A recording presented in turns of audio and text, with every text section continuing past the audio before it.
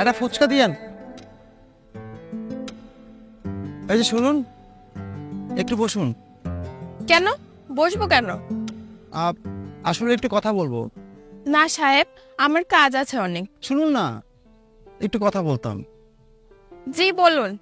আমি আসলে অনেকদিন ধরে আপনাকে দেখি, তাই আপনি দোকানে এসে বসেন। ও আচ্ছা, ধন্যবাদ। আম, একটা কথা বলবেন? জি বলুন। আপনি তো একটা মেয়ে, আপনার কি বাবা মা নেই? মানে আসলে আমি জানতে চাচ্ছিলাম যে আপনি একা একটা মেয়ে, একটা টঙের দোকান চালান, মানে কিভাবে কি? সে অনেক কথা, আপনি শুনে কি করবেন? আরে বলুনই না, শুনতে ইচ্ছা করছে।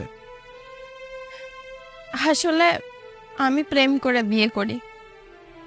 বিয়ের কিছুদিন পর